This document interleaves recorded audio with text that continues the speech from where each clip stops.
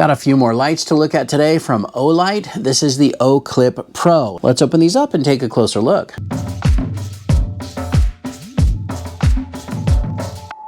Hey, what's up YouTube? Dan the Fix-It Man. Got another quick video here for you. Super excited about these lights today from Olight. These are the Oclip Pro. Now I've already done a video on the original Oclip. It's actually one of the first lights that Olight sent to me, and I've had this for almost 2 years and I love it and I use it a lot. Actually a lot more than I expected that I would. I've also done a review on the Oclip Ultra, which is a little bit larger in size. This one here is going to be closer in size to the Oclip Ultra. So let's get right into it and open this up and see what comes included.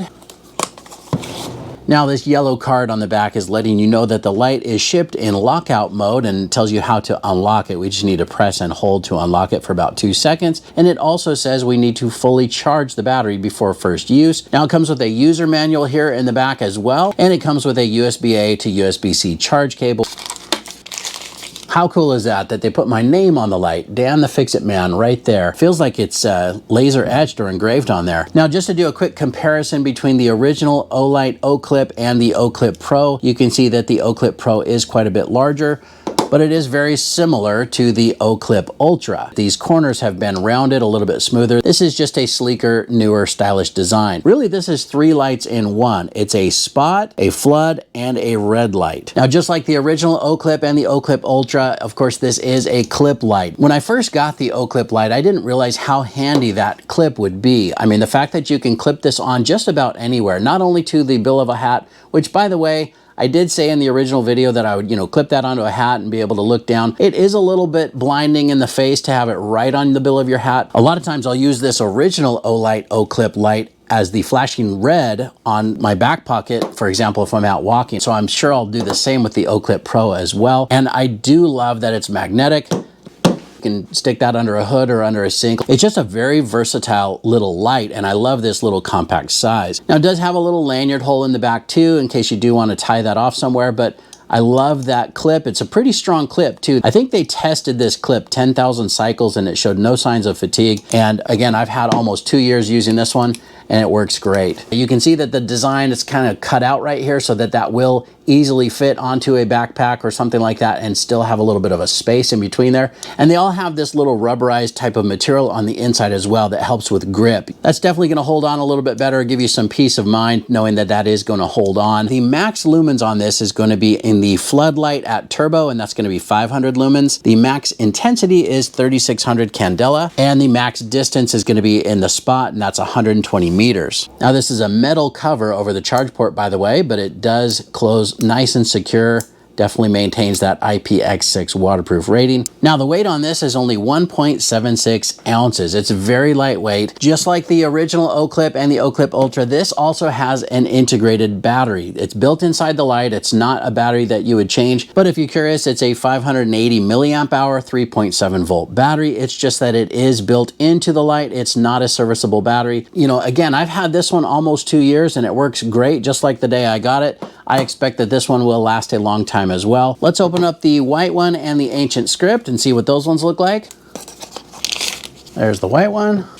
And there's the ancient script. It's a really nice anodized, like a bronze color, but it almost has like some laser engraved or etched hieroglyphics or something like that here on the body of the light. Definitely would be a conversation starter. Somebody's going to probably wonder, hey, what does that say? I don't read hieroglyphics, so I don't know, but definitely looks cool. Let's get all of these plugged in and fully charged up, and then we'll run through the user interface. Now I've got these all charged up. Now in order to unlock the light in any of the modes, all you need to do is press and hold, and then you'll see it will come on in moonlight mode. Now, once it's in moonlight mode, the light is unlocked and we can turn it off and turn it right back on. Now, in order to lock the light again, for example, if you're traveling or just don't want this to accidentally turn on, you just press and hold that same button and the moonlight will come on and then it will turn off again. And then if you let go, now the light is locked out again.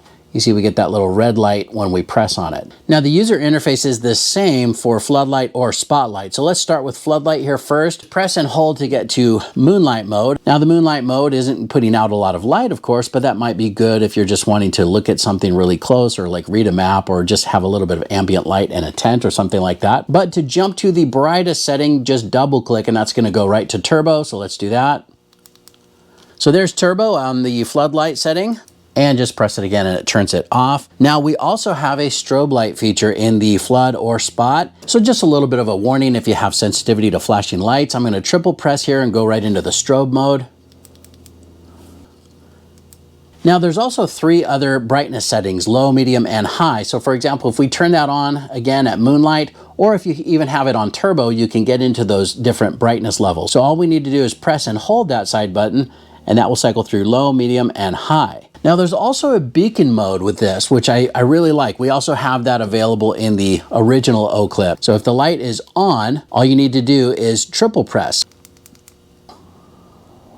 Now that's the exact same user interface for the spotlight. So all we need to do is rotate that dial, and you see we do have a little green indicator here on the side letting us know that the light is fully charged. Let's just run through that real quick. So here's moonlight. Now we can jump up to turbo with a double click, and we can press and hold low, medium, and high. Now we also have the strobe function and the beacon mode in the spotlight. So let's do that. Triple press for strobe.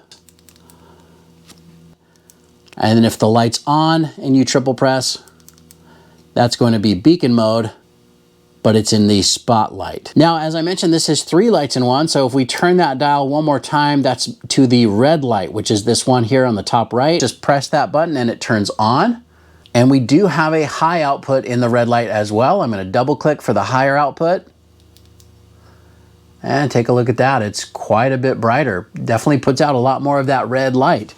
Really great for protecting your night vision. Now you can also change the red light mode by pressing and holding, and that's going to make the red light blink. There you go. There's a flashing red light for you.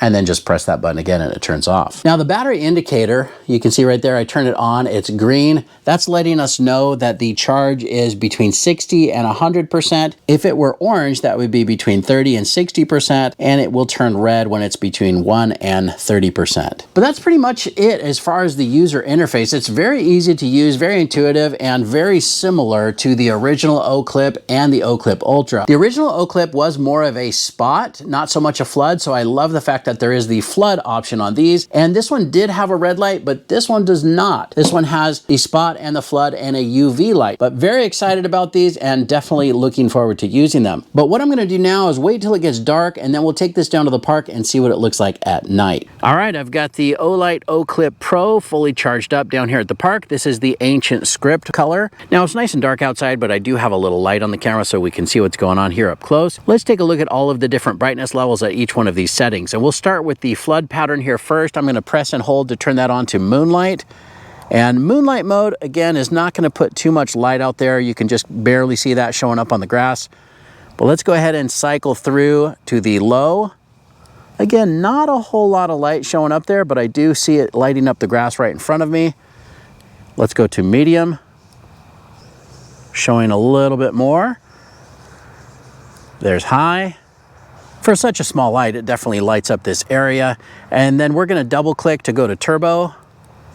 And you can see the light does actually get all the way out there to the end of that field.